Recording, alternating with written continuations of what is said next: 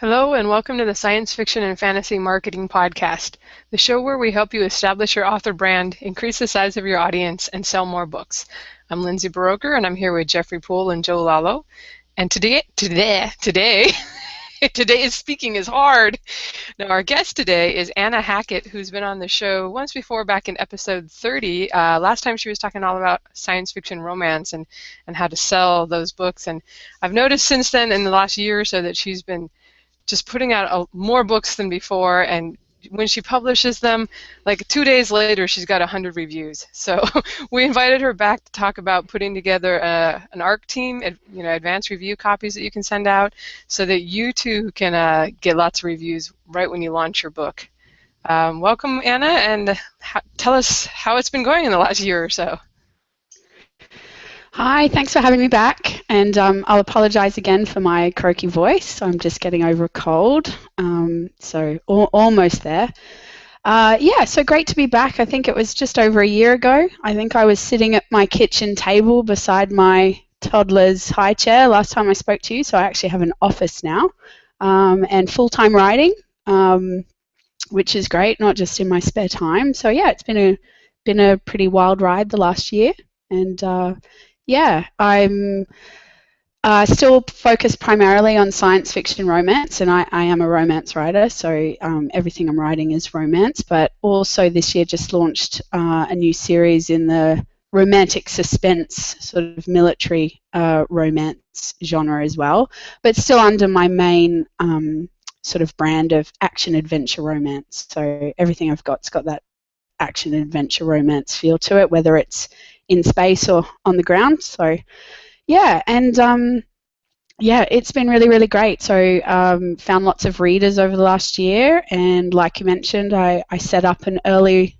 reviewer team to get a copy of my books a week or two before release, and they're a fabulous group and very good at posting their reviews on release day or close to release day or during release week. So it's really great. They're a great bunch of readers. So yeah.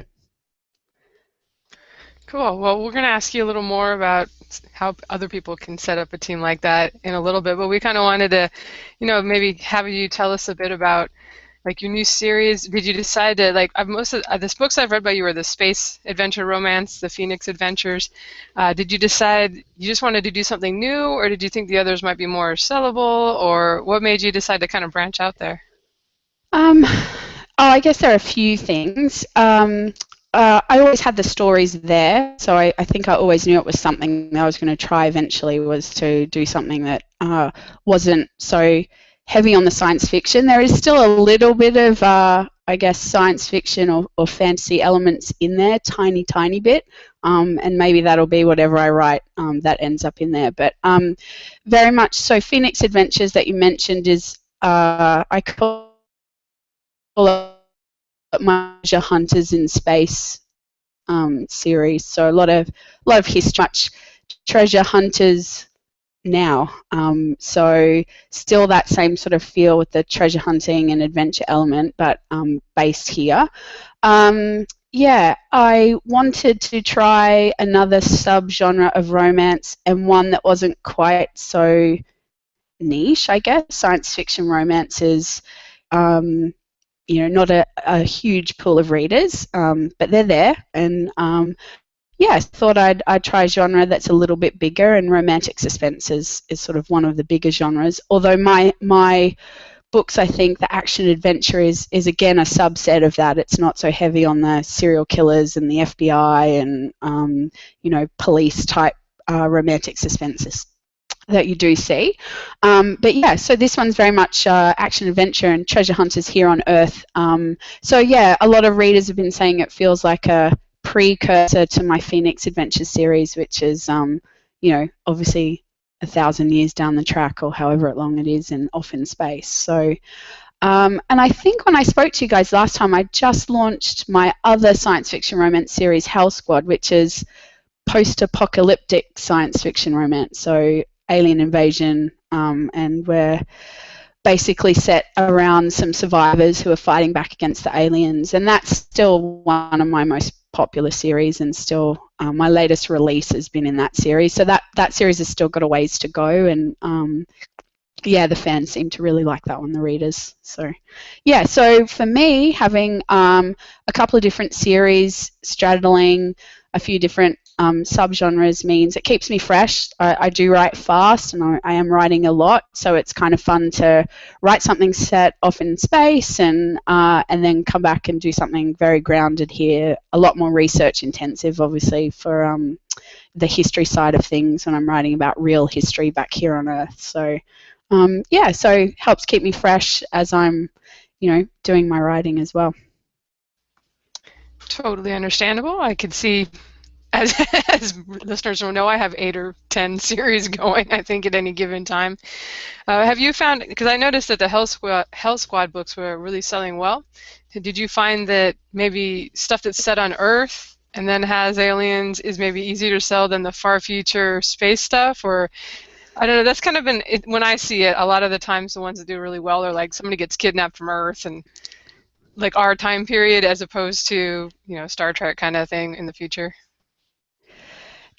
Yeah, I mean, when I wrote Hell Squad, that was a little while ago. I really hadn't got into learning so much about marketing my books and that, so I just wrote a story I really wanted to write, and I didn't really give too much thought about would people actually want to read romance set in the middle of an alien invasion. So Hell Squad still set about 100 years into the future. I wanted to have a little bit of interesting technology and that kind of stuff included in the story. So yeah, it's still got a slightly futuristic feel, but certainly set here on Earth. I don't know, most people say they enjoy Hell Squad because it's not like anything else they can sort of pick up in science fiction romance. So yeah, I might have just lucked out with hitting something that hit the spot there completely unintentionally on my behalf. But yeah, certainly there were some things around marketing it that I made sure it's very much focused on the heroes of the story, which is very popular in romance. So I know we talked about shirtless guys and the covers and that kind of thing last time, but the Hell Squad books are named for each of the heroes, so it's very much got that hero-centric feel to it, which I think romance readers tend to respond to. And I think in sci-fi romance especially, you see a lot of the books doing well seem to fit that kind of mold as well. It's based around usually some sort of alien hero who then, abducts some poor hapless female from Earth. But yeah, so so look, I like I said, it was by no brilliant marketing feat on my behalf that I picked something that I thought was going to do well. I just wrote a story that I really, really loved, and it seemed to resonate with readers. And at the time, I think the biggest thing that gave Hell Squad its sort of foot up as I released it was there was this other author releasing books very close together, this Ruby Lyons Drake. So I pretty much copied her release pattern about, I got the first 4 books out very quickly. And I think that certainly helped gain some momentum.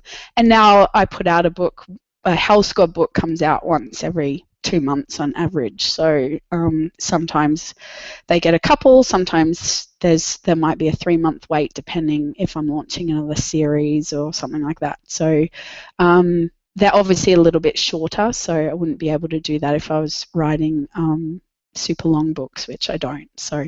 And which I think suits the series. So it's very action-adventure based. I think 100,000 words of action and adventure might get a little bit much for everybody. So yeah, I keep them on the shorter side, and that seems to work well. And I think I looked on Amazon. How long are they? Maybe 50, 60,000 words? Or 40 to 50 thousand words. Yeah. Are you having any trouble? Are you selling those like they're full novels? I mean, that is, if you go to the basic definition of a novel, I think it's anything above 45K or 40K or something. Some of us here write slightly longer, but that's not required. Yeah, so I call them short novels. So obviously entering anything in contest or by the Romance Writers of America definition, 40,000 up is considered a novel. 20 to 40 is considered novella. So, I hear some people say long novella, some people say short novel. Some people just say novel, but I want to make sure people know that the book they're getting is on the shorter side. So yeah, I charge $2.99 for those. So that's sort of 40 is kind of my minimum mark for charging $2.99. And as I do have a few longer books in the Phoenix Adventure series, so once they start to get a little bit longer, I do price them at $3.99. But yeah, so look, $2.99 for that 40 to 50,000 word mark seems to work well. Or with my readers at least. And, I still get the when are you going to write longer books, but I always tell them I hope that even after a longer book, they still feel like they're itching for the next one. So it's not really about how long the book is, just how much you enjoyed it. So, yeah, so, and the new series, Romantic Suspense series, they're in that same range as well. So 40 to 50,000 words seems to be the sweet spot for me at the moment in terms of writing them, enjoying the process of writing and being able to get them done quickly and get them out to the readers faster. Yeah, I'm certain there's a few readers would like them to be longer, but maybe one day down the track I'll try my hand at something a bit longer. Cool. And are you finding that is it the shorter novels that have kind of helped you? It seems like you're publishing all the time now. But so is it, or is it that you're working full time now as an author, or do you have any tips for how you've improved your productivity? Yeah, so so my 2-year-old is in daycare a few days a week now, so having uninterrupted writing time has made a huge difference. And so, yeah, so I am, when I say writing full time, that's when the kids are out of the house is when I'm writing. But I've spent the last year working a lot on productivity, so it's meant reading a lot of books on productivity and increasing that, a lot of podcasts, not purely just on the writing side of things, but just how to get more things done in less time. So part of that is I get all my words done first thing in the day. So that's got to be done before anything else happens. So I've learned to stop checking my email, or at least responding to email. I check to make sure there's no sort of urgent things when I first get up in the morning, and then that doesn't get looked at until the words are done for the day. I get up an hour before my kids do and do an hour of work before I get them up. Then after I'm back, I get into getting the words done.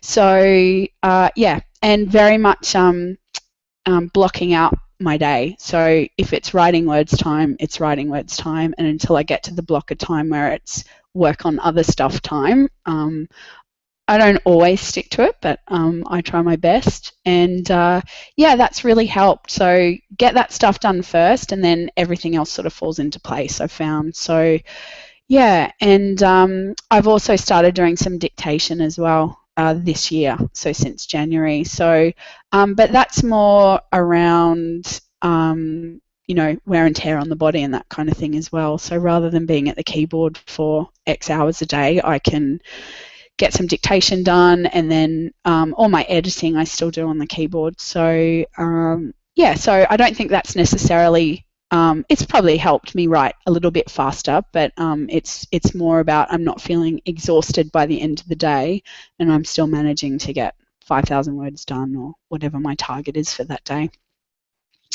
So yeah, it can be done, and there are a lot of productivity hints and tricks out there, and I mean there's no magic bullet, but if you work at it, I think, yeah, I've just learned this is my time I've got, and I've got to use it really wisely, and then once I pick the kids up from school, nothing gets done. So yeah, so I make sure that I've got what I really need to get done before all hell breaks loose.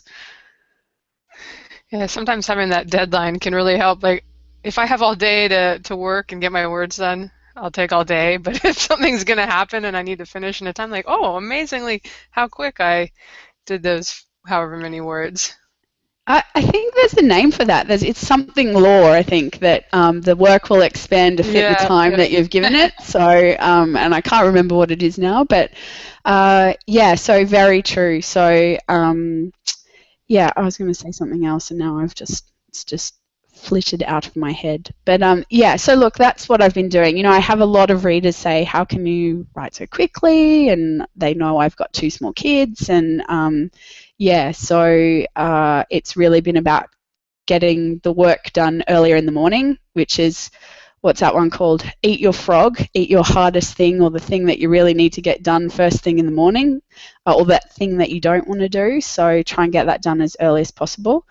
The other, oh, that's what it was, I remembered. So you talked about having deadlines. I think that helps as well. So obviously I don't usually tell release dates, set strict release dates, because then that puts a lot of stress on me, but I will say a book is coming out in this month, and I book everything ahead with my editor about 6 months ahead. So I've got 6 months worth of deadlines usually looming. So yeah, so that really helps as well. So, and I have a very understanding editor, because usually she's getting stuff the day it's due to her, or a few hours after it's due to her, or the next day. But yeah, I'm getting better at getting it right on the dot to her when it's due, so that helps as well.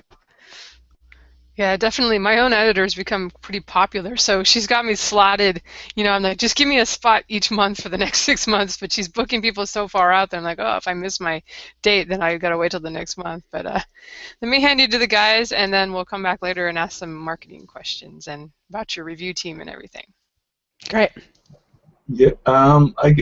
Most of my questions had to do with having multiple series running. So I guess the first question I should ask is, how many series do you have active right now? I have 2 series in science fiction romance, so that's Hell Squad and Phoenix Adventures. And then now this new series that I launched this year in the romantic suspense, contemporary sort of action adventure romance, that's got 3 books in it now. So I've got the 3. Phoenix Adventures is getting close to the end of the series. So, but there are a few opportunities for a few spin-off books out of that. So I'll just wait and see once I actually get to the end of that. But that's sort of, I'm down to sort of releasing 1, maybe 2 books a year in Phoenix Adventures. So it's certainly sort of coming to the end. Whereas Hell Squad this year, I think we've done 3 or 4. There's actually the 4th Hell Squad book came out this year, and there's another one due toward the end of the year. So yeah, so that's sort of the one that's got more regular releases in it. And yeah, so look, I'm still learning to juggle. When you've got 2 series, it's okay because you can work around 2 series. Now I've got 3, it's just like an extra ball in the air, but at least I know Phoenix Adventures is coming to a close. There are only a few more books left in that series. But I've got another idea I've got actually another science fiction romance series coming out in a couple of months. So yeah, but I think that one will be a little bit more contained. It's not going to be sort of open-ended, let's see where it goes. I've got a feeling that it's going to be, well, I'm not exactly sure how many books long, but it's going to be X books long, and I think that will help to know that that's how long the series is. And yeah, so I think there's some of the tricks about juggling those is, yeah, bringing one to an end as you're launching a new one, or having more contained series. So yeah, there's going to be 5 or there's going to be 8 or however many books there are to help plan the release schedule, I guess. Yeah, we talk a lot on the show about how release momentum and having a really good release schedule is important, and it's not just overall books but within a series. So it seems like you have to calibrate the number of active series you can have to how quickly you can write, or else they start to get too far between release. Exactly. So this new series I've got coming out, initially I thought I was just going to put 2 books out and I'd see how it goes and not stress too much about having, I've been writing the last 2 years pretty solidly in science fiction romance, and I have a pretty good reader base. So I thought maybe I'll just start 2 books. But I've been watching Lindsay's new series, which isn't romance per se, it's on the science fiction side, but there's always a touch of romance in there. And yeah, and so I'm actually going to do 3 books and put 3 books out in the new series first. So I guess that's also a way just to test the waters a little bit, and see if that's something the readers like. But yeah, now even launching the romantic suspense series. That one's called Treasure Hunter Security. So I went very much, yep, this is what it is. So it's a bunch of guys that do security for archaeological digs and expeditions and treasure hunts, that kind of thing. Yeah, so now I'm sort of starting to get comments and messages and emails from readers like, when's the next treasure hunter security book? Oh, there's a new Phoenix Adventures. When's the next one going to be? And when, you know, when's the next, when the next Hell Squad? I get that all the time. So that's, and they do get, I do try to fulfill that as much as I can. But yeah, now that I've got that third series and then the new science fiction romance series, I'm starting to feel a bit of heat of, okay, everyone wants a different book out next. And yeah, so I think it's something you've got to be conscious of. I'm not going to put out, you put out 5 books, I think, Lindsay, with the new series pretty quickly, it seemed. Yeah, I'm going to try 3 with the new series I've got coming out, and that means I don't get too much of a gap. I've got a book in edits at the moment, which will come out while I'm working on that next series as well, to get it ready to come out quite quickly together. So we'll see how that goes. Yeah, it seems like we were talking earlier. By the way, I looked it up. Parkinson's law is when the amount of work expands to fill the available time, and it seems like the release schedule expands to fill out the available productivity, because as you increase your book output, the number of series and therefore the required book output starts to grow too. And it's remarkable how that's sort of that's the way the human brain works, apparently. Yeah, absolutely. Parkinson's law, that's it. Mr. Hackett actually is the one who told me about it. So usually, because I'm usually complaining that, usually I can get 2,000 words done in X amount of time and it took me all morning or something. So yeah, if you've got all morning, it will take that long. So yeah, and look, for me, I'm always writing, and as soon as I finish one book, I start the next one. Yeah, so for me, the lag is where I'm trying to get 2 or 3 books all done before I start to release them, or close to done before I start to release the first one. So that's usually where I get a lag in releases. So you either work super hard to have something ready to fill that gap while you're waiting to launch a new series. If I just keep writing in my existing series, then yeah, I can sort of get a book out a month, which is sort of what I've been doing at the moment. And then you also want to try a few things. I was recently in a multi-author box set back in last month in July, so that changes where I've got to get books done earlier to get it in ready for the release. So then I can't work quite as close to the wire as I usually do.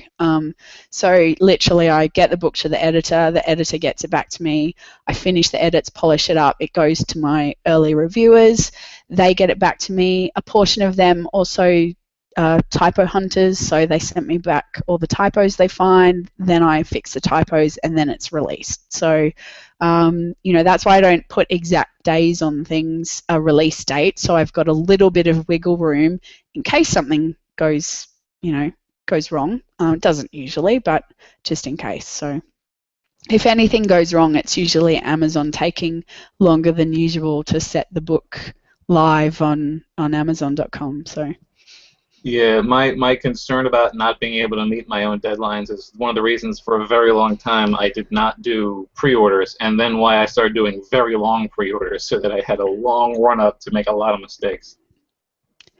And I don't do pre-orders, so just because I work so closely to getting the book done and then putting it out, I've actually starting to get a lot more readers asking, oh, can I pre-order the next book now? So when they've finished the last book, which is great, but sort of my 2 main reasons for that have been, not wanting to screw it up if I do miss the deadline. You need to upload it, the finished thing, 10 days before? 10 days in advance on Amazon, yeah. So I tell my readers, you'll have to wait an extra 10 days, because if I had it ready by then anyway, I'd put it out. So, do you want to wait an extra 10 days for it to come out, or do you want me just to release it? So most of them seem happy with just getting it when it's ready.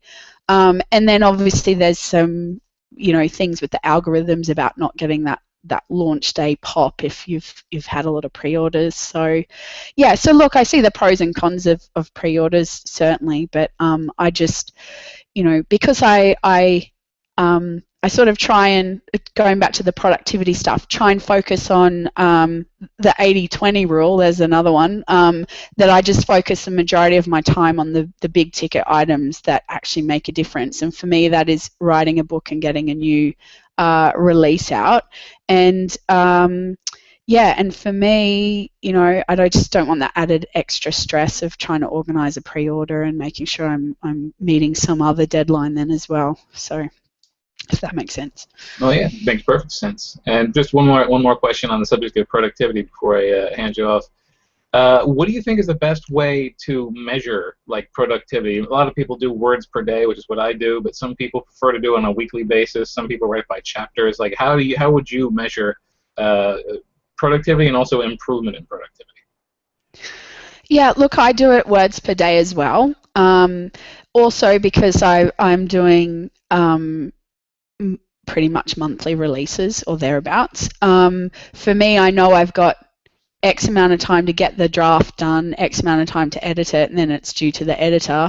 So that sort of helps me know as well. So if I've got the draft ready much earlier than I need to, that's sort of always a win. But at the end of the day, it always comes back to words per day. So how many words per day I've got set, and whether it's chapters or words, I don't think that really matters. They're both a good measure of where you're at in the book. But weekly, I think it's got to be daily at the end of the day. So it's okay at the end of the week to look back and see how you went. I certainly look back and say, am I halfway through the draft? Because that's where I should be right now.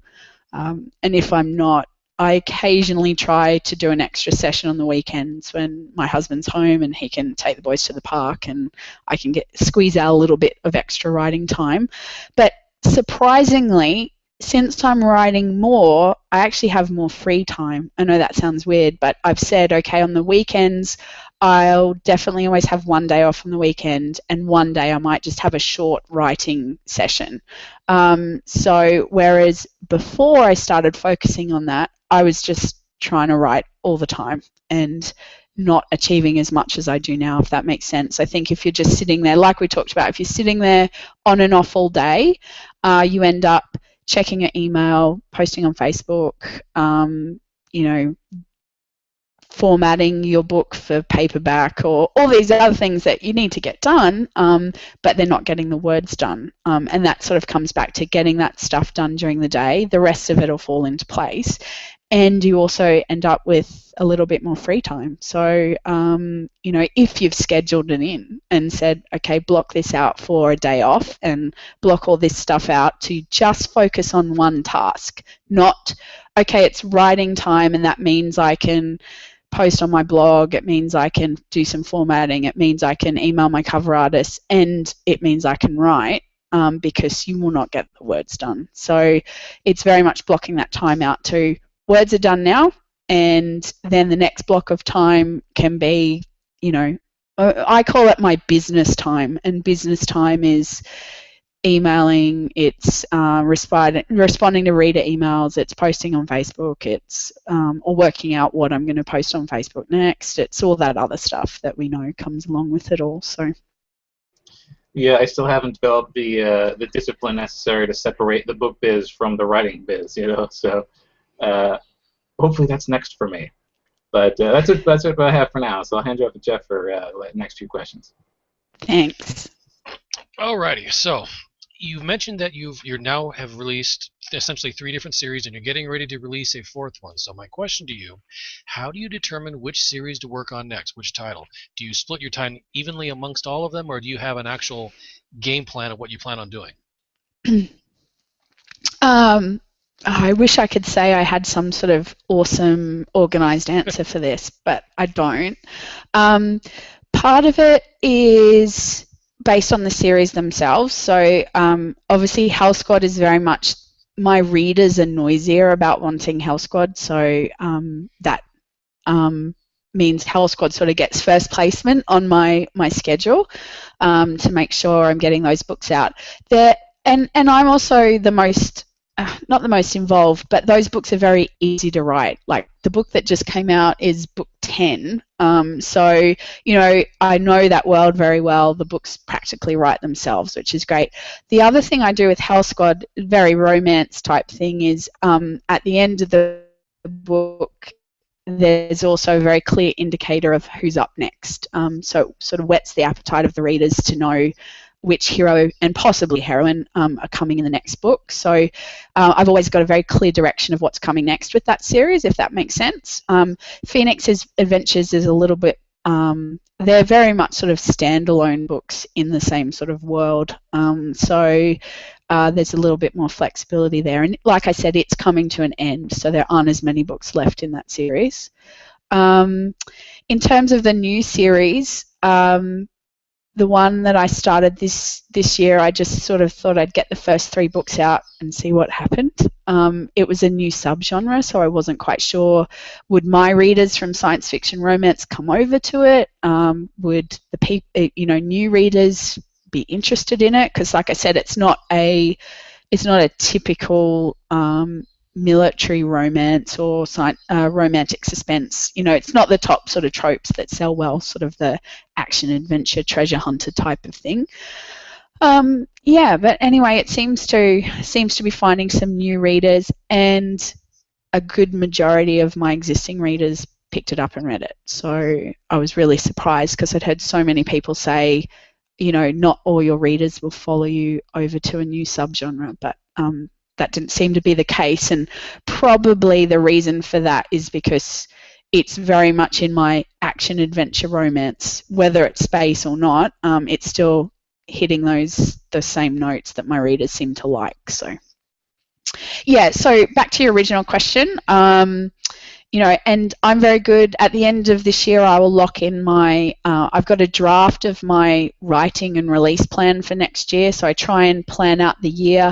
Mid-year, I tend to do a rejig based on whatever's happened in the first half of the year, so that's why I'm booking 6 months ahead with my editor. I sort of can lock in 6 months, but I find after that I may need to move a few things around, just depending on, and also it depends on me and the stories. So I have had it that I've got books on my schedule, and then I find them really difficult to write because maybe they weren't, you know, I wasn't quite ready for them yet. The story needed a little bit more time to percolate or something. So I do like to make sure that I'm writing the stories that have come to me, and hints of them have come to me, and I'm ready to write them as well. So it's all a bit of a balance. So on what the readers are looking for, what's selling, what I'm ready to write, or what I really, really want to write. Like the new science fiction romance series was supposed to be something else, but at the last minute, a story idea came and it wouldn't leave, and I was like, you know, I'm an engineer by background, so I was like, no, I've got to stick to my plan. I've got a plan. I've got covers. I'm ready to go. But it looks like I'll let this new story idea have its way, because it's pretty insistent, and you know, and I think it's a good fit for the genre as well. So I'm like, okay, we'll just run with it and see how we go. So yeah, and I hadn't mentioned too much about the previous series, which I'm also excited to write. So yeah, it's a bit hard when you've got all these competing ideas and there are only so many hours in the day, and there are only so many books you can put out as well. You know, I guess that's one other thing with the multiple series is putting out a book a month. I think you've got to be very careful about saturating a certain group of readers. So you know, for me, moving into another subgenre means I can, you know, make sure I'm not putting out 20 science fiction romance books and having readers saying, well, I haven't read the last 10 yet. So, you know, they're still playing catch up. So that, you know, I don't want to push too much past where I am right now with the science fiction subgenre, because I think, you know, you do risk that. There are quite a few voracious readers, and the ones that email me seem to read my book and then in a day and come back and say, when's the next one out? Can you write faster? And I'm like, I'm giving you a book a month. I can't go any faster than that. I get that all the time. Like I just released a thing. That's great. When's the next one? I'm like, you're working on it. So, okay, you mentioned that you pre-book your editor for up to 6 months. How does that work with your cover artist? Do you actually book? Do you have like the same cover artist that does all your covers? You just do the same thing, like book them all at the same time, or how does that work for you? I've got all my covers done pretty much a year ahead. So Really? covers were my hold up right back when I was first getting into it all and working out the process. Covers started to be my hold up. I was writing the books and they were off to the editor, and my covers were taking longer, and I'd have a book ready to go and I wouldn't have the cover yet. So I was like, okay, something's got to give here. The other thing for me was learning that the cover doesn't have to mimic everything in your story. It needs to conform to your genre's conventions, obviously, and give the right feel and that. So often I will have covers before a story is written. Sometimes I need to tweak them once the book's done and we're ready to go. I have 2 cover artists so now, and one is very quick. So between the 2, I don't have problems with covers, and I tend to have the covers done well in advance of the release. So yeah. So now remember, I write romance. There's some very strong trends in romance covers. So I tend to, I know what I want on there, and then it doesn't take so long to get the covers done. So yeah, so again, I guess back to that productivity stuff, having a lot of that stuff done ahead of time means I can release more quickly. I'm ready to go. I've got the cover, the editor's booked in. I was very nervous booking the editor in 6 months ahead because, I used to like having the draft done before I would book because I just was so fearful of missing deadlines. And look, I have gone a day or 2 over, but again, my editor's been with me the last few years, so we can work around that. And or I send her the first half and I finish the last half of stuff, and then send that on. So, but I hate doing that. So that's only an absolute emergency. But covers as well I have done before, and I actually think that's another good thing about once you've got a cover, the book is sort of real, and I think that sort of helps me get the story done and stick to my deadlines as well, if that makes sense. So when you're plodding away at something and you sort of can't visualize what the end product's going to look like, I think that can slow things down as well, if that makes sense. Definitely. You're mentioning working on increasing your productivity. Do you follow outlines for your books, or you just go with the flow and write whatever comes to you? Again, I wish I had a really clear-cut, organized answer. Coming from an engineering background, I was right or wrong going to be an awesome outliner and outline everything and do it in Excel, and it doesn't work for me. So what I do is in a notebook, pen and paper notebook, I like to sort of do out a bit of a story grid and put a few of the key plot points and that kind of thing. But each story is different. So some story I will get a very brief sort of mud map outline to the end of the story. Others I can sort of do it to the midway point and then I'm not really sure, so I just get started and then I can half of the book once I get there. But I pre-plot before all my dictation sessions. So if I'm going to be writing 2 or 3 chapters, I have in my notebook, I like to handwrite my notes for some reason. Doesn't seem to work in Excel or typing it out. I'll just do a quick sort of 1 page in my notebook of what's going to happen in each scene or each chapter, and just having a quick outline that way. Once I start dictating, it just helps everything flow. So it's not word for word. It's just very much a bit of a mud map of what's going to happen. So look, I think outlining is important for getting more words done faster.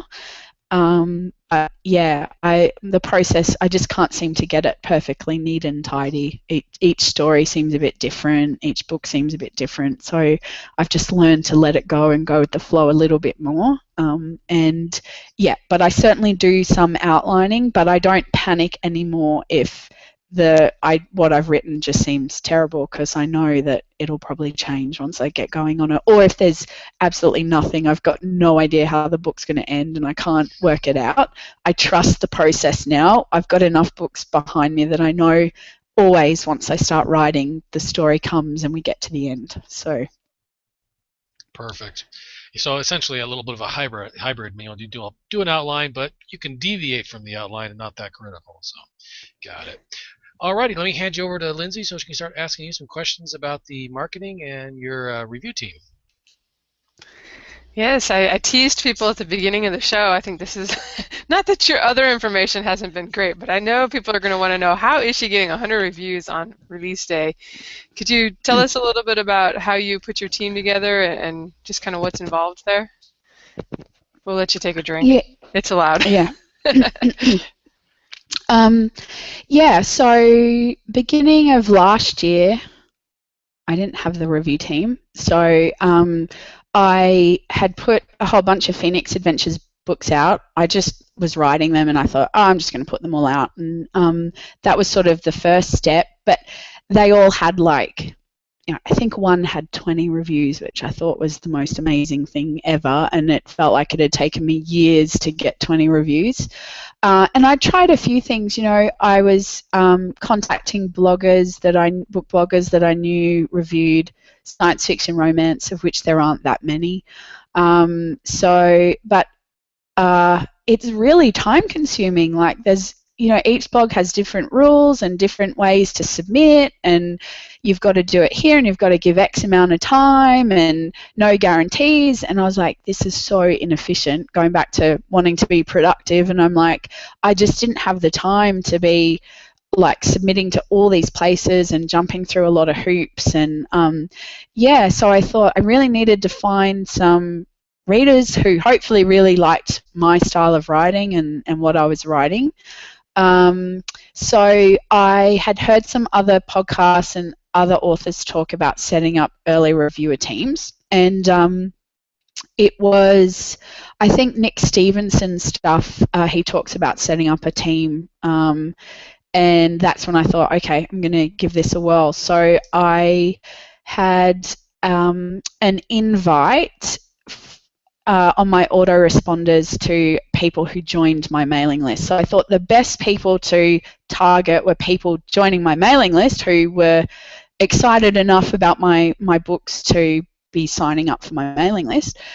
So hopefully I would get some of them join up. So so after they joined, at the time I was giving readers a free novella from the Phoenix Adventures. Now I do a free little box set. There are 3 books, so one's 2 are novellas and one's a short novel. So people get their box set, and I send them a few emails just talking about action, adventure, romance and that kind of thing. And then I also probably a week or 2 later would invite them to join the launch team, and which is what I call it, the launch team. They get it before a launch, and I ask them to post their reviews the week of the launch or release. So I think I see other authors trying to do this. I see some authors create a new little team for every release. They have a sign-up form before every book, and I just thought that was a lot of extra work for me to be trying to do that. So I wanted very much to have a team who are interested in reading all of my books. So that's how I sold it, as get a free copy of everything I write, and the only requirement is that you review and you leave an honest review. That's it. I don't care where they leave it. It can be on a blog, it can be on Amazon, it can be on Goodreads, wherever. I don't police it. I don't ask them to send me links. I don't kick people off if they haven't reviewed.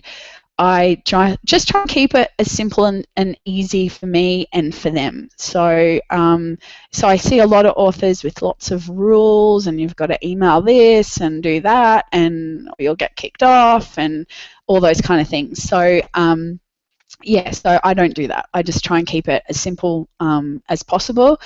And yeah, look, there might be a few people on the team that I see haven't downloaded the last few books, and maybe I'll just say to them, hey, if you're not interested in being on the team anymore, that's okay. We can, end that. But I haven't done that yet. And yeah, I have a really good core group of readers there. I get the books to them minimum 1 week before, remembering my books are shorter. I do try sometimes to get it a little bit earlier, but I found maybe I've got them trained to expect a week. So if I give them 2 weeks, they're asking me whether they can leave the reviews like before the book actually comes out. Yeah, so that was it. So I had a sign up to join another second list that just went out to people who had joined my regular mailing list. And the team just grew and grew. So eventually I had to close that. So I shut off that invitation, and people who contact me now to ask could they be an early reviewer, I just tell them that if spots open up, I'll offer it to people on my mailing list first. Yeah, and that's it. So I just email them a copy of the book, the unproofed book, a week or two before release, and ask them to leave an honest review during release week. And optionally, if they would like to find typos, they can send me typos, and I have a date for that. So I just say, if you can send me typos by this date, and I have a lot of them do that. So it takes me a long time. I go through everybody's typos. I don't change everything. Some people pass on grammar stuff or mention just general feedback that, this happened here, but then it was missing over here. So any sort of continuity things that might pop up. So yeah, and they're awesome. So and they're, a lot of them do email me quite frequently or visit me on social media and say hi and give me good feedback as well. So yeah, so look, my top advice is you want to find reviewers who like your stuff. I think that limits, people being disappointed and leaving negative reviews. Not that I worry about negative reviews. I've said to everybody, no one gets kicked off because they leave a bad review, and you don't have to email me the links or anything like that. So a lot of them do because they want to, and that's fine, but it's not a requirement. My only requirement is an honest review as close to release day as possible. All right, yeah, I do the same thing. I put up before it's gone to the typo hunters, I give it to them, because otherwise I don't want to delay a week to release it, but there's usually that week in there anyway. But I'm curious, are you using another, like a separate mailing list to keep all track of them? Are you using BookFunnel or anything like that to or can everybody you only take people that can sideload it onto their devices and, so that's always a challenge. First of yeah, no, it is. Originally, back when I first started the team, so first of all, it is a separate mailing list. So yeah, they're also members of my my regular mailing list, but that's okay. That way it's just a separate list, so I make sure I never screw up and end up sending advanced copies to my entire mailing list or something. And that also made sign up easier. They join that list, they can unsubscribe from that list at their leisure if it doesn't suit them anymore. So yes, it is a separate list. I use MailChimp, so I just have the two lists in there. And I now use BookFunnel, which most of them love. Previously, it used to be a sideload, so I would send them to a password protected page on my website, and I would have I offer the Mobi file, Kindle Mobi file, an EPUB, and a PDF as well. A lot of them like the PDF purely for typo hunting, so it's not their preferred reading, but they like to have it so they can make notes and highlight and that kind of thing. Yes, but now I've switched to BookFunnel, so I still provide those 3 formats, and for most of them, that they just love that it's so easy to get it on whatever their particular reading device is. Awesome, as I struggle to unmute myself in a timely manner there. Now, as I said, I've noticed just from looking in from the outside that you'll get like 100 reviews just on Amazon.com, so I assume you're getting some on the Australian site, the UK site, blog posts and stuff. So this must be a pretty big group of people. Were you at all concerned that like these were dedicated buyers? Were you worried at all that you're now giving away all these free copies of your books to that many people? At the time, I was really hoping 20 people would sign up for my early review team. I thought that would be awesome. So I guess at first, when I got a lot more people sign up, there are several hundred on the team. At the time, I was too overwhelmed that there were enough people interested in. I'd had such a hard time trying to get people to accept a review copy and leave a review beforehand that I was a bit bemused that there were so many people now that were happy to take a review copy and leave a review. So I didn't worry early on, and I haven't worried. So yeah, look, are there some of my buyers there? Sure. A good portion of the team still buy the books. So so I think your super fans will buy your books even if you give them a free copy. And then there are people in there that may not buy my books if they weren't getting a free copy. So look, I think there's a mix, and I think it's one of those things with getting the reviews and having people be able to see readers who have really loved your books say why they loved your books or why they didn't love their books is so helpful that I haven't worried about it, and it hasn't seemed to be a problem, I don't think. So but I think it makes sense to keep your team to a certain level. I think you don't want to. I mean, I couldn't have any more right now. I think you don't want to over review either. For books not selling and it's got 100 reviews, I think that might trigger some alarm bells, if that makes sense. I think you want to have the right amount of people reviewing for, whatever tier you're at in terms of, selling your books as well. So, and, you can always add to the team down the track as, maybe as you get more momentum as well. So I don't know if there's a magic number. Obviously, a proportion will only download the book each release. I release monthly, so I don't get too worried if someone hasn't downloaded the book one month. Life happens, stuff happens. I get a lot of great early reviewers email to say, oh, I'm going to be behind on the review, we're on holidays, or my kids are sick, or and I say, that's fine, you don't have to tell me, I understand, life happens, but a lot of them want to let me know that's why they haven't left their review. Not everyone will review on Amazon.com, and I think, again, it goes back to making it as easy as possible for the people that are leaving the reviews as well, because a lot of them put a lot of time and effort into their reviews, writing them, and so for them it's something they want to do a good job at as well. And I think if you make them jump through too many hoops, you've got to post it here and you've got to post it there, and it's got to be posted by this date or you're kicked off the team or something. I think it just makes the environment not very good for them and for the author as well. So so you've got to keep in mind if you're after Amazon.com reviews, you'll probably need a slightly bigger team because not everyone will download your book and read it that particular release. Not everyone will post to Amazon.com.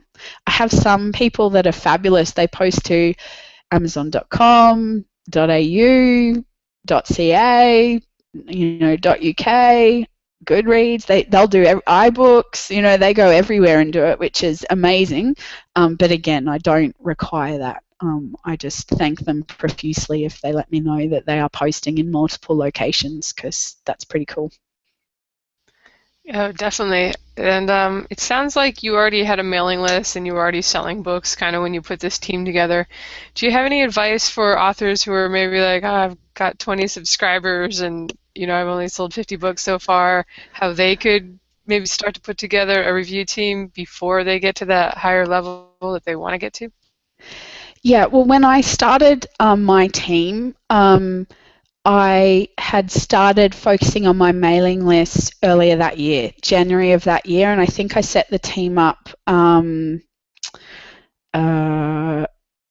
just before the middle of the year. And it just so happened I released my Hell Squad books about that time, and they sort of started selling well. So I think a lot of my early reviewers came to me because they read the first 2 Hell Squad books and enjoyed them. And so it just timed well that I was actually getting influx of mailing list subscribers at the same time that I was offering the invite to the team.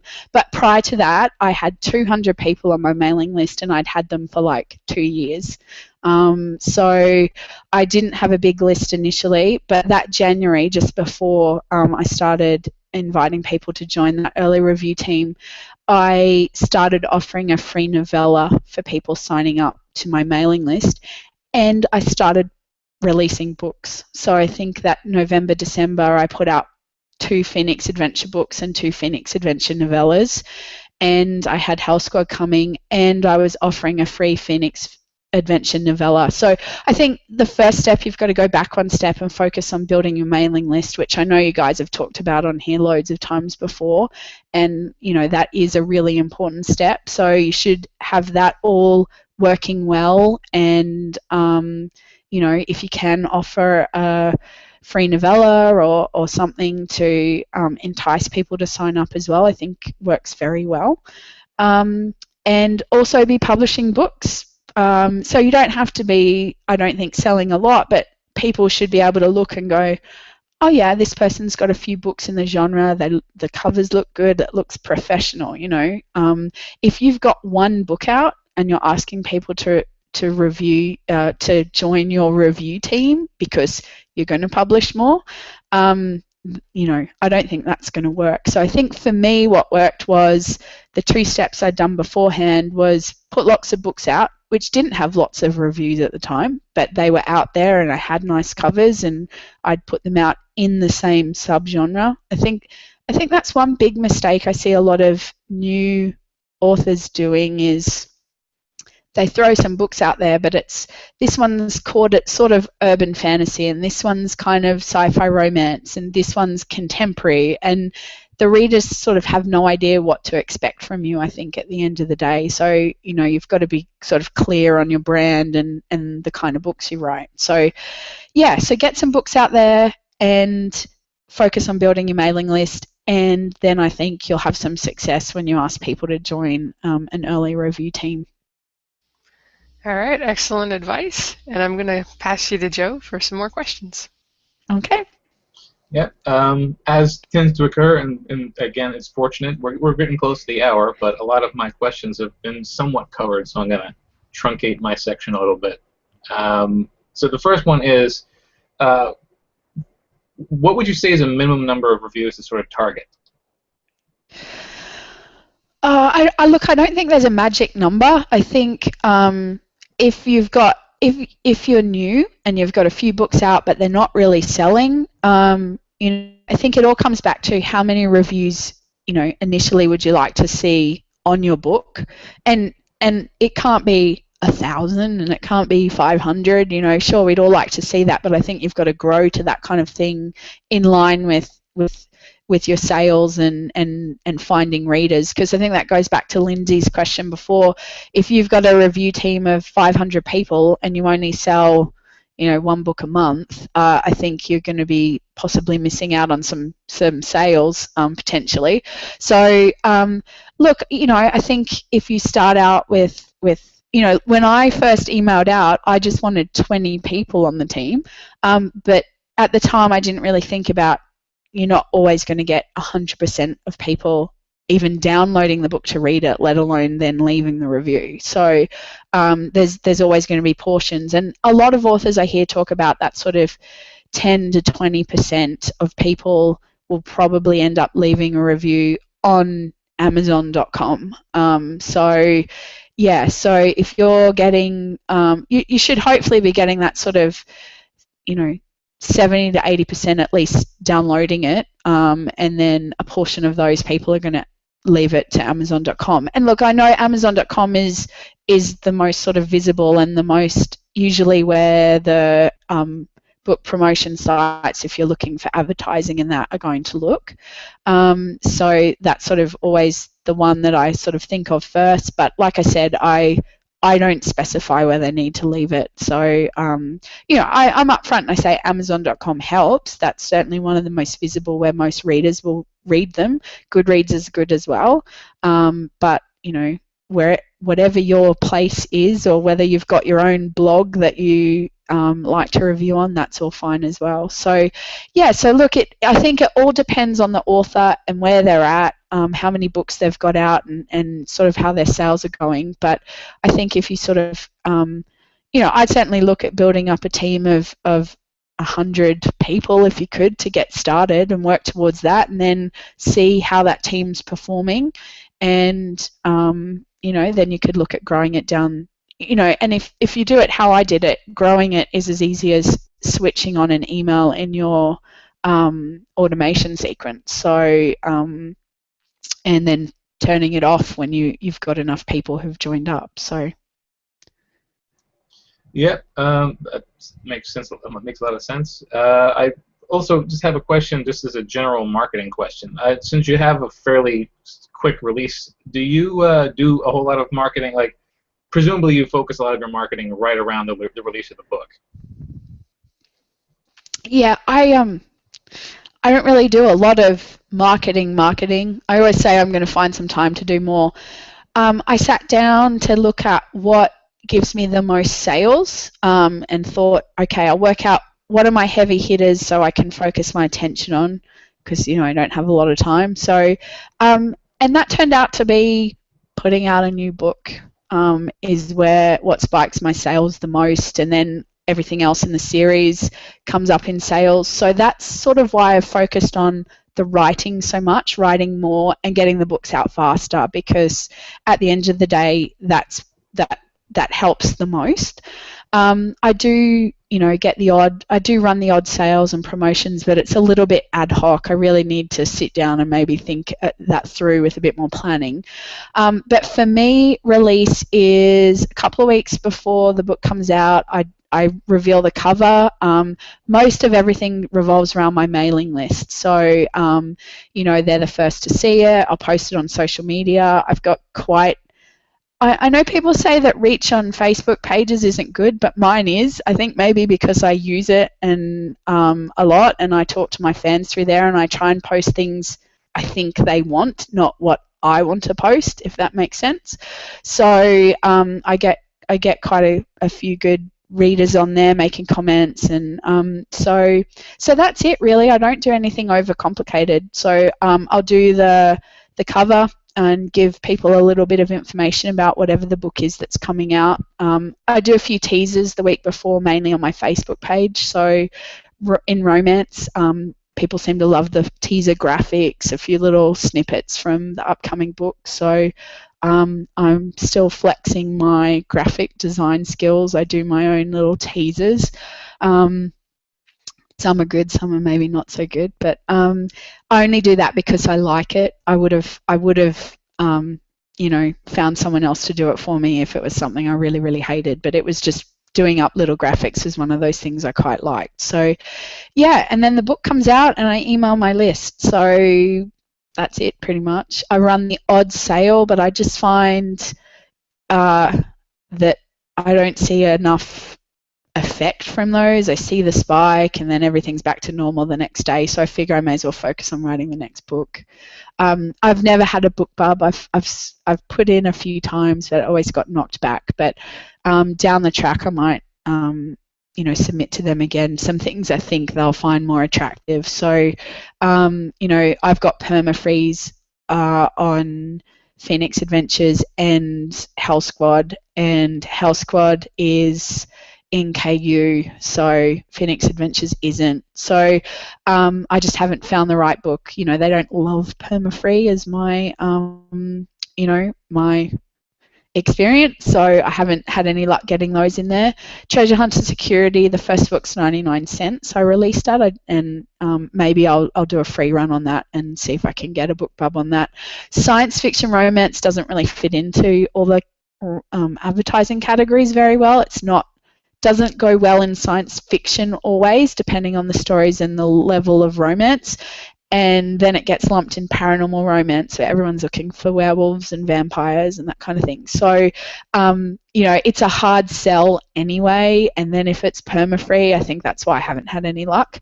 And that's okay. And so down the track, I might try some box sets or on sale, or books that haven't ever been free or on sale. So we'll see how that goes. But yeah, like I said, that's a bit ad hoc, but it's something. I've got my first audiobooks in production at the moment, so maybe I'll try and time a release of those around if I can snag a BookBub, so we'll see. Well, you're certainly positioned well for when you eventually get a BookBub, because of, again, their focus on reviews, and you've cracked that nut pretty well. Yeah, so that's one thing I don't have to worry about, but even having 200 reviews on a book hasn't helped my Health Squad perma-free. But again, I know why. So it's been free for over a year, and that obviously drops it to the bottom of the list in terms of what they're looking for, because I see other books with far less reviews in my subgenre that haven't been free. Have got a BookBub here and there. So yeah, but that's fine. Like if I do get one, it just means I'll have more books hopefully for readers to move on to if they do find me that way. So that's all good. Yep. All right, so I'm going to hand you over to Jeff, and he'll ask you the last few questions. Cheers. All right. As is the case when we have you talking for so long, usually you cover most of the questions here. So, like Joe, a couple of mine have already been answered with regards to your readers. What do you do to reward them? You answer that one for me. So, my question for you: you mentioned you use social media and Facebook. I mean, you obviously, do you use Facebook the most? Is that which one you favor? I use Facebook and Twitter. And I know other ones have come on the boil lately, but I stuck to my guns in that I just didn't have time to do any more. And I've worked out how to do those two in a way that I enjoy. So yeah, at the end of the day, I wanted to find a way that I could enjoy doing them, because so many authors I hear say, I hate Facebook, I hate Twitter. And I'm like, well, why are you doing it? So if you're not finding a way to interact with your readers or authors or anyone on there, then don't bother doing it, I guess, is my big thing. At the end of the day, I don't think posting something on Facebook or Twitter sells books for you, but I think it all builds towards your brand. And if you come across in a way that matches your books and your style, then I think you might appeal to some people that go, yeah, I'll give that person's books a go. So on Twitter, I tend to tweet and retweet things that go towards my book. So I don't get on there and say I ate a sandwich, or sometimes I get on there and say I've got a cold and I sound like I've been smoking non-stop all day, but usually because that's affecting my writing. So I will talk about where I'm at with my writing. I've finished my draft, I got this many words done. Things, hopefully, if my readers are there, they might be interested to see. And I'm retweeting interesting articles about space and pretty images of space, and interesting, temple has been discovered somewhere, all that stuff that builds back to my books, but is all the stuff I'm interested in, if that makes sense. So I like doing that. They're the things I like to look at. What I don't do is buy my book, buy my book, buy my book. I very rarely tweet about my books. If it is, it's just, hey, it's release day, the latest Health Squad's out. I tend to retweet other people's tweets about my books. So if someone's left a review or done a squee because I've got a new book out, I retweet those, and it's not me going, buy my book, buy my book.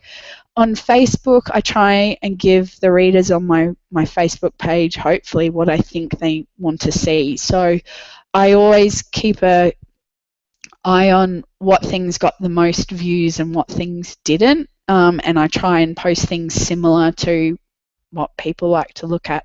I know it just sounds so simple, but yeah, it seems to work. So, I think I have 1,500 people on my Facebook page, and my posts reach 5 to 1,000 people. So, when people say they're only reaching 3% of people, I don't see that. So, so I'll post some teasers. I only post once a day maximum.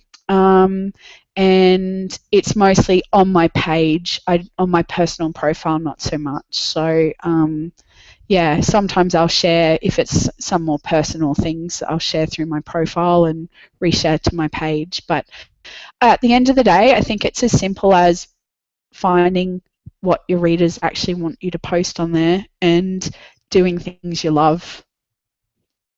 Makes sense.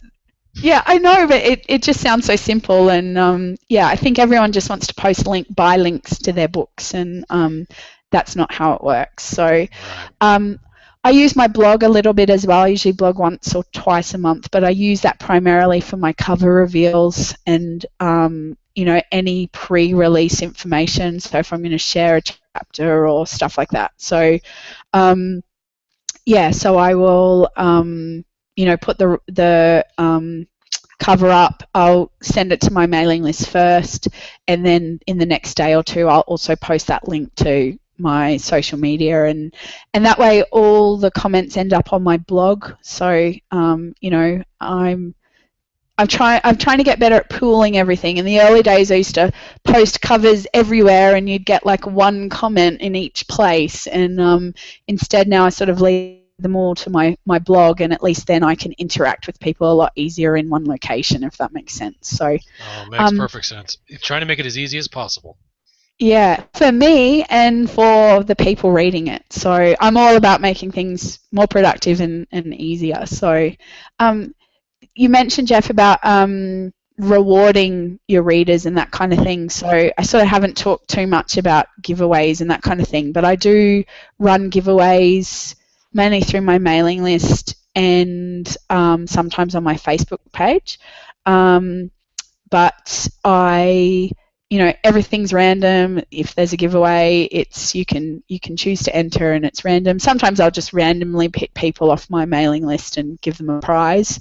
I try not to run giveaways through the early review team, just so I'm not going up against anyone's reviewer terms of service in terms of financial reward or something for reviewing. So if I run contests, it's generally through my mailing list, and those early reviewers can still, be a part of those contests as part of my regular mailing list, if that makes sense. In the old days, I used to do gift cards and all that kind of stuff, but now that I have print books, I tend to do signed print books, which seems to be what the real readers enjoy receiving as a prize. So I always get comments on my blog that says, okay, you haven't given away, let's see here, I need book 3 of this series. Okay, put that one up next. Like, all right, I can go ahead and do that. And the best way to choose a winner, I don't go to one of those random sites. All the people that have entered, I kind of write their names down and I put it in a hat and see which one my dog eats. So I'll just put it in front of her, let her pick one, and like, there you go, there's the winner. I'll put up the little mangled piece on the, take a picture of it so they know I'm not messing around here. But it works well. Yeah, I do similar with my toddler. So I'll say my 2-year-old will pick a name out or something. So yeah, it's a good way. Perfect. All right, well, that's pretty much it for my questions. Let me pass you back over to Lindsay so we can wrap this up.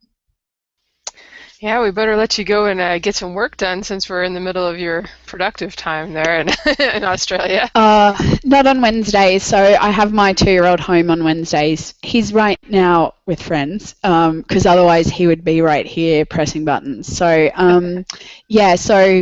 Monday, Tuesday, Thursday, Friday are my productive days. So Wednesday I only get things done when he's asleep usually, so which isn't very long anymore. I think we're heading rapidly towards giving up the sleep, which is a horrifying thought. So, yes, but if we see your books turn towards the dark side, we'll know what's happened. Absolutely. All right, well, let me offer one tip for you maybe, and for any other readers or writers who are kind of in the straddling the genres and not fitting into like what BookBub wants. Because I've managed to get a few with Ruby. And what I did finally to get a box was do a box set. I put books 1 through 4 together for $9.99, and that was just the regular price. And I got some people to review it that had reviewed the other ones.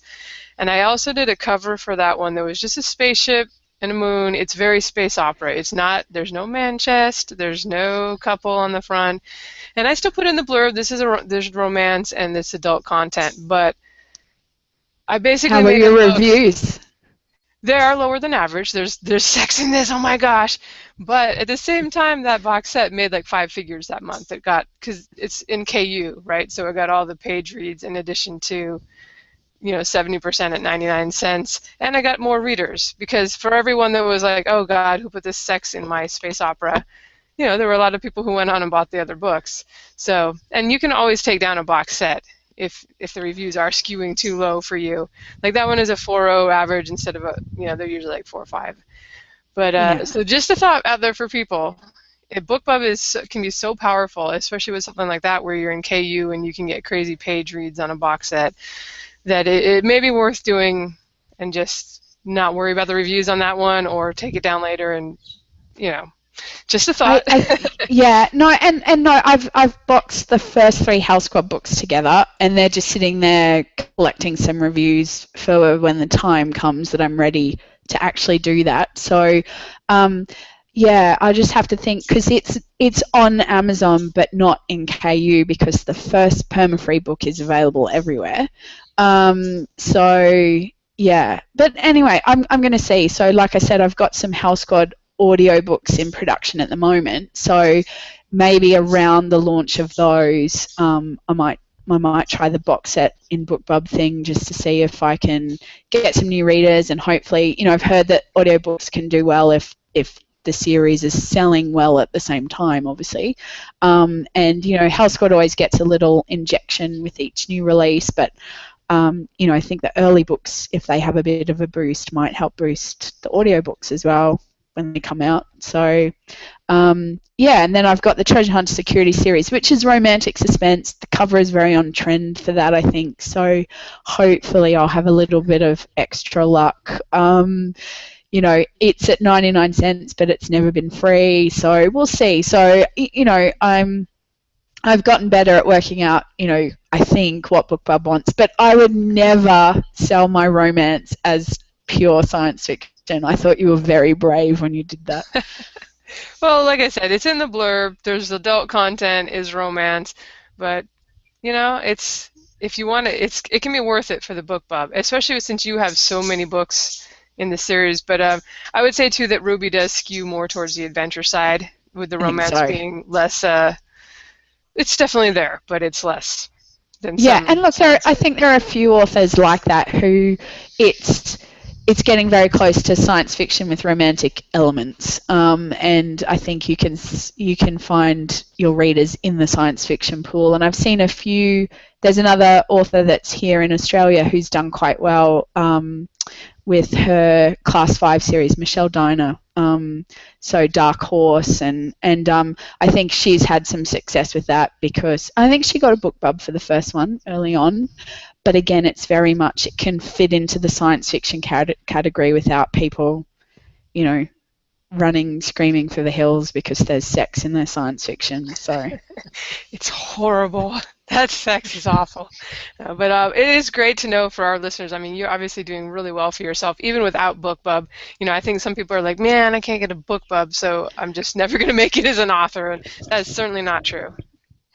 No, at first I was like, oh, I need a BookBub. Everyone's talking about BookBub, but I'm doing very well. So I think the other thing is, you don't also always have to have your book on the top of your genre all the time. So once my books sort of come off the boil and just sit there, like, they're still making good money, and the more you get, the more money they make. So the more books you have out there. So, and each time I do a new release, everything sort of comes up a bit. So, I kind of feel like you can be slightly quieter down here with books, and they're still, doing well, if that makes sense. So yeah, you don't always have to be on, the front page. The top 20 of romance on Amazon is like completely so hard to get into. So yeah, so I think it'd be nice to be there one day, but I don't need that. I'm still doing very well where I am right now, and obviously branching out into a new genre.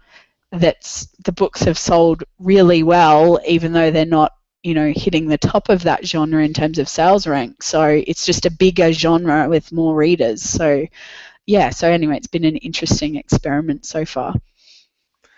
All right. Well, you've been an inspiring story, and I think we've gotten a lot of good information. So thank you so much for coming on. And where can people find you online? And you mentioned having a couple perma-free. Which books are those that people can maybe check out and enjoy? Yeah, so annahackettbooks.com is my website, and all the info's on there. Yeah, I've got a couple of perma-free. So the first in the Hell Squad series is Marcus, and that is perma-free. And the first in, well, it's sort of a prequel story of Phoenix Adventures, Among Galactic Ruins, is free as well. And I think I've got one more in my old series as well, Time Thief. It was a contained series. There's only 4 books in that novella length. So, but Time Thief is free as well. And if you sign up to my mailing list, which is at my website, you can snag a little box set that's got 3 of my books in that. So there's 2 more Phoenix Adventures books available through there, and another novella. So yeah, so you can test it out and see if, most of those are science fiction romance, and see if action, adventure, and romance all mashed together is something that, something people like reading. So, yeah. So thanks for having me, guys. It's been great to be back. And yeah, I really, I'm one of those ones that watches you guys with the video on YouTube. So, and yeah, I was watching your last one from last week it was Rachel Aaron, right? Yes. While I was cooking dinner. There you go. All right. Well, we're glad to entertain. And for anybody that wants the links to Anna's books and her website, come on by marketingsff.com. This is episode 94. We are getting up there. And thanks for listening, everyone. All right. Thanks much. Thanks for hanging out with us, Anna. Thanks, guys. Bye.